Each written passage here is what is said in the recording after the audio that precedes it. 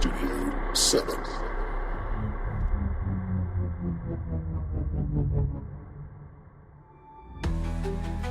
Welcome to Plus One, the podcast where your hosts dig deep, but not just into medicine.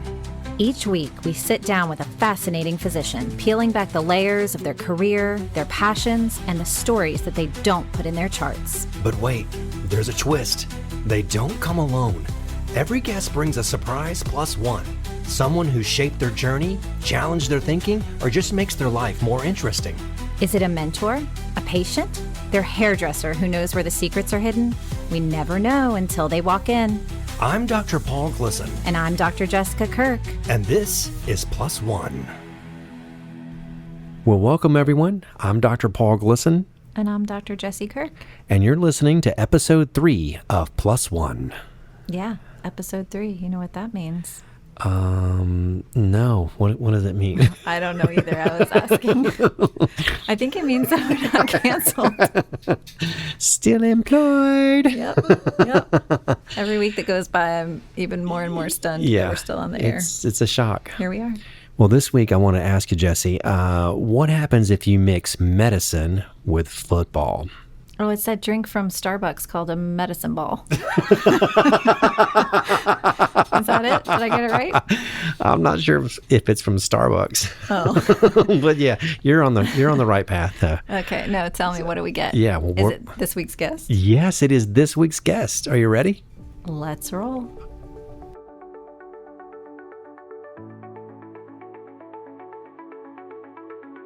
Ladies and gentlemen, Dr. Richard Lancaster.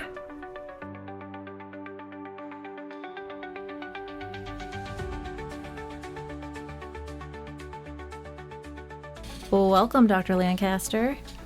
Thank you for having me. This is quite the event. Here we go. Yeah, Never would have thought this when I moved to Fairhope, Alabama. I'd be doing a podcast. So, Richard, tell us a little bit about what you do at Thomas Hospital. So I'm one of the anesthesiologists at Thomas Hospital.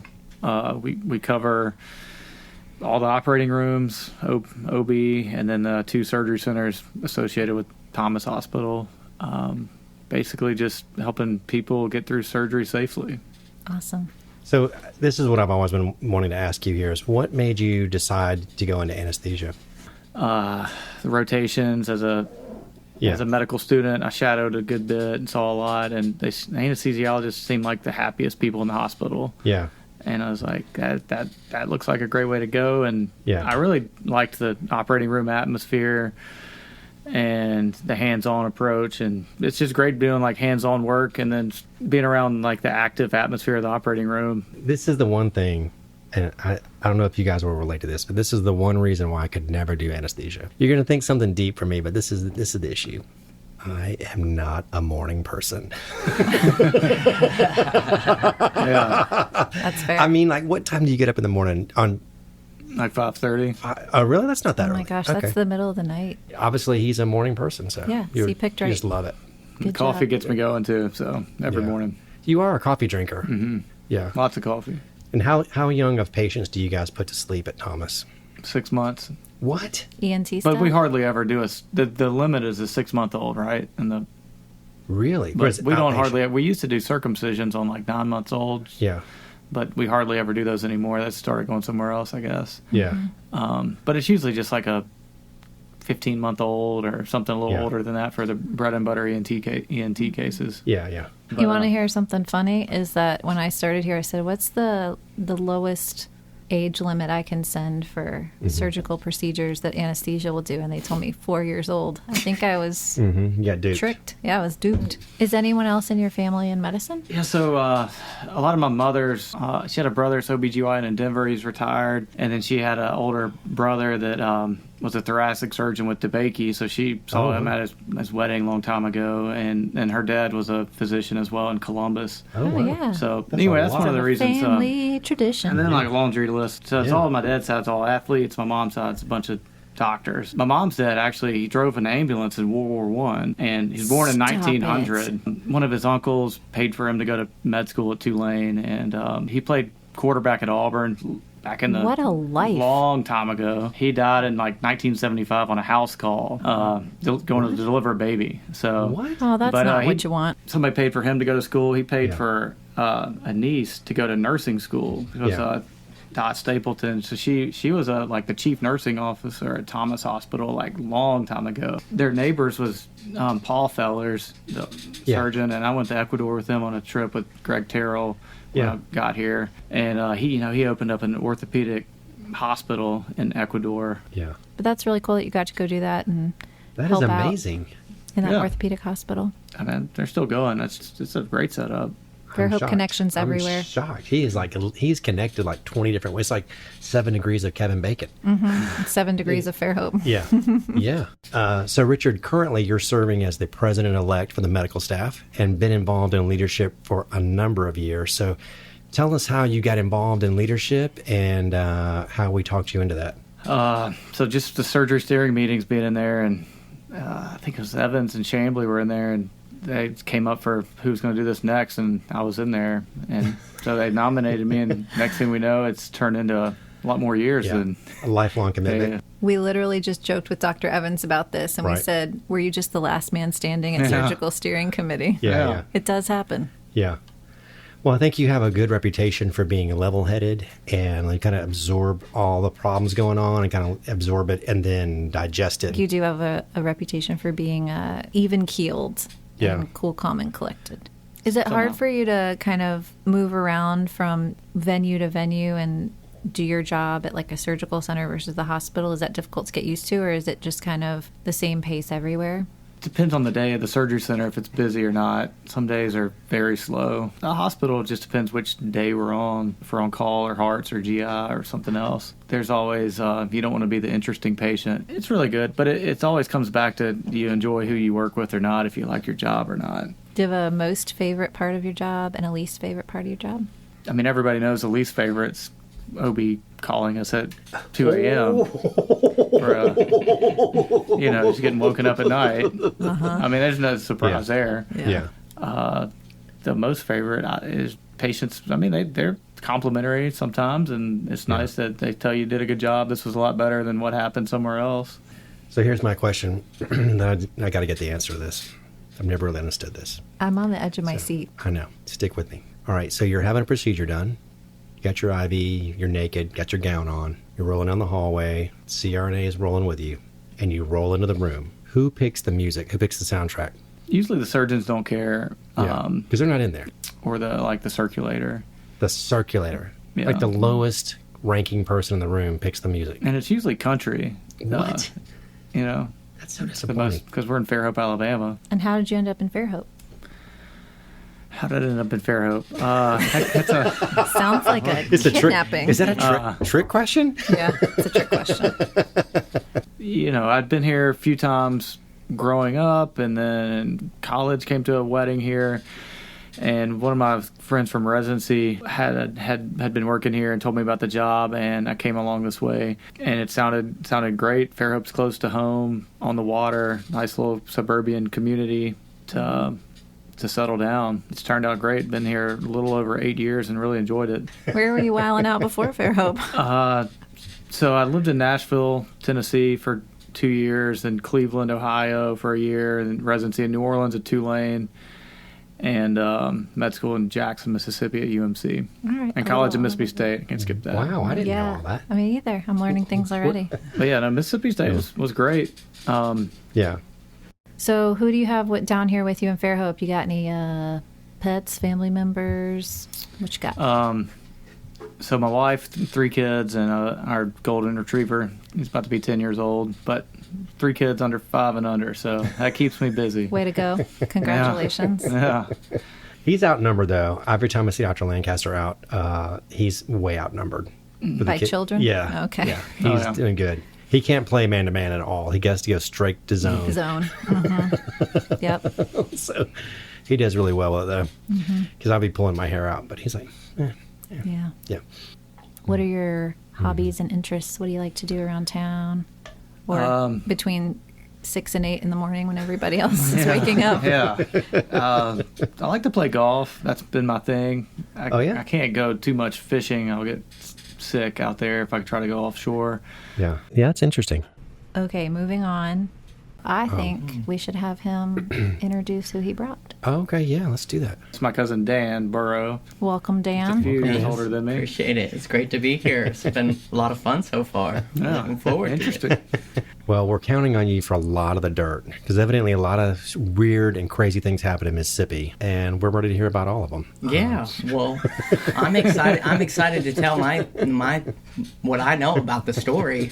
But Richard and I really have a unique background because as we are cousins, we really became friends in the last 5 or 6 years. I grew up in the Midwest, pretty far away. Happenstance circuit, a bunch of different events. We wound up at a football game in 2018, parking lot in Baton Rouge, and lo and behold, I meet my cousin and his wife.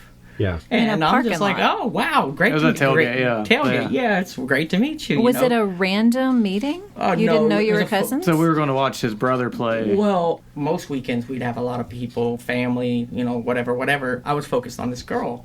She's coming from Fairhope. I meet this guy, my cousin. She's coming from Fairhope. And I got you. I'm like, Jama, my wife now, come over here, and so that kind of started our cousin friendship, cool. After 2001. So what were you doing at the LSU game? Just a fan? My little brother is Joe Burrow. So he played football at LSU, transferred from Ohio State.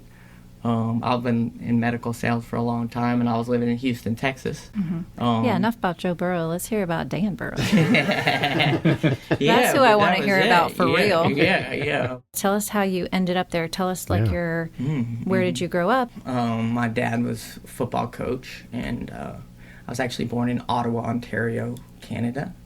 He was finishing up in the CFL. Grew up in Iowa. My older brother and I, along with our dad, played football at Nebraska. So, what year were you playing football at Nebraska? I was there from 2000 to 2004. Were you at a little game, maybe in Pasadena, California, Rose Bowl, 2001, Nebraska, Miami? As a matter of fact, I actually suited up on the sideline, did what I did so many games that year, and just sat and watched us. I also sat and watched that game at the Rose Bowl. Really? You were there? I was there. So we were at this game together. Incredible. How about that? Yeah. I never thought there would be another team as talented as your Hurricanes that year. They were incredible. But my little brother's team in 2019, I don't even know the stats. Richard probably doesn't. But we can call them both incredible. Yes, both incredible. But head to head, it'd be tough. I have a story about that time. So we're playing the Hurricanes, and this is back when we had the Heisman Trophy winner and Eric Crouch. We ran the triple option, but I mean they had Andre Johnson, Ed Reed, Willis McGahee, so Santana Moss, Edgar and James. They had Shockey, Sean Taylor, R.I.P. Sean Taylor, Philip Buchanan. But back to the story. So we knew we weren't we were undermatched, and I don't remember. We could go back and look at it, but I think it was Portis. I think Portis was the running, like the starting, or maybe it was McGahee, one of the two. It doesn't really matter because dude got hurt. So if it's Portis, then they're like, oh, it's this other guy, McGahee. He's pretty good. He gets hurt. And we're like, dude, they going down to their third guy. And we were still killing it. They had to play this guy named Najee Davenport, who ended up playing in the NFL for like 10 years as their third team. Our depth on that game was insane. That was a really cool game. I think it's really cool that we were at the same event. Yeah. Like 24 years ago. It's in pretty California. neat. Yeah, in California. Yeah, really cool. Yeah. Well, I spent a lot of time on the football field myself. I was the guy in the band that held the cymbals up for the drummers did. Yes. So I texted his uncle, Johnny Burrow. He played free safety at Ole Miss a long time ago. Yeah. I remember going to his house, and he's got his football helmet from when he played, and he's got a picture of him like tackling Herschel Walker. he said to ask you who the best quarterback was in high school. And he said you were better than Joe as a high school quarterback. I wish I could say that, but you can say it's just not. You true. can say whatever you want. You're on the podcast. Right. Yeah, he's not on the podcast. That's right. No, yeah, I wish I was. Richard, were you a sports guy earlier in your life? I played a lot of sports growing up, and then 8th grade I tore my ACL. 9th grade I broke my tib fib. So then that was like the end of my. How did you break your tib fib? Playing soccer, and then 8th grade I was a quarterback, and 2-point conversion got tackled from the side, and so I never really called back up. Yeah. So it was a year apart, basically. Cut down in his prime. I know, that's so young to have. But I was a great Pee Wee football quarterback. Wow, that's terrible. That sounds horrific, actually. So have you always been athletic? I mean, as a kid, I was very athletic, but, now it's like all books, right? Trying to be a physician. Yeah. There's a laundry list of people, athletes on the Burrow side, and there's quite a bit of athletes on my father's side of the family. It sounds like it. Yeah, we both regret not getting into the game of golf sooner. Oh, yeah, that's true. So we could be a little better at that. What's more addictive than golf, though, is TikToks about golf. Oh, yeah, you're right. Or TikTok, period. I can't stop watching golf TikToks. It's so funny. My buddy's like, I haven't practiced much, but I've watched a lot of Instagram. Yeah. But it's not really helping. I think I got it figured out. One of the things that y'all referenced before was talking about how you're cousins, but you kind of didn't meet till later in life. That's really cool that y'all connected and then were able to spend a lot of time in the same area. And now, Dan, you live in Fairhope. Yeah, that's right. So we've been here almost 3 years. 2023, I started a new job with a medical sales company. We sell a neuromodulation device for drug-resistant epilepsy patients. So I'm the Alabama territory manager in Florida West. I cover the Panhandle down to Panama City. Really cool. Yeah, it is pretty cool. All right. I'd never heard of it till he told me. It's well known in the peds world. Seizure equals Valium. But lots of seizures equals VNS. Okay, gotcha. Yeah. Well, we do have one tradition here. We always close the episode by asking a question that the previous guests have left. And so we're going to ask that for you guys. And at the end, we're going to ask you guys to leave a question for our next guest. Mm-hmm. And the question they left for us was, name your top 5 movies that you love. And they feel like you can tell a lot by really what you relate to. I got a couple. I could probably do 5, no problem. But my favorite all-time number 1, no question about it, is Shawshank Redemption. Yeah, you relate to him. Yeah, and redemption and, the whole line. And you got to get busy living or get busy dying. Right. So if you had a double feature. Yeah, if I had a double feature, it'd be Good Will Hunting. I guess maybe if somewhere deep down I am a romantic of the end because I like that part of it too. He had to go check on a girl. You like apples? Yeah. How you like them apples? Yeah. Yeah. Wicked smart. Yeah. Yeah.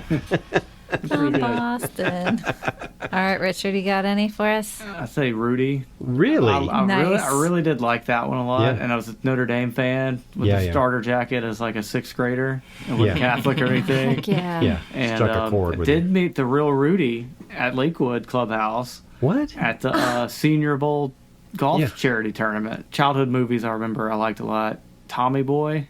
Oh, heck yeah. Everybody's got to love that one.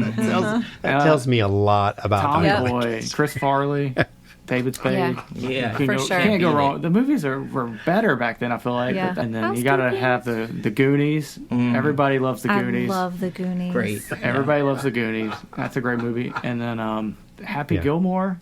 Yeah. Good one. He's got a handful of great movies. Yeah. But, the Happy Gilmore 2's coming out. What? On Netflix. Okay. Stop it. I did not know that. I think like this month. So. I think I've learned a lot about them. I know, me too. Yeah. And I like Good Will Hunting. That's a great movie. Yeah. And Shawshank. Everybody likes Shawshank. Yeah. Yes. Do you remember the first album you ever bought? The Green Day Dookie album. Heck Really? Heck yeah. That's such a good one. It's so only good. because people have asked me that before. That's how I remember. Yeah. I know Every song on that CD's good. Great. What year do you think that was? I was probably like 7th grade. So. Is that what y'all want to ask our next week's guest, or did you want to go with a different question? I did not prepare. I should have thought of that. I think that's going to be my question is, what was the first album purchased in your memory? Yeah. I like it. Depends on who we get here. It may be first 8-track. Yeah. First, Record. Cassettes, yeah. So just first album. You said albums. That's a good catch-all. You down with that, Richard? Yeah. All right.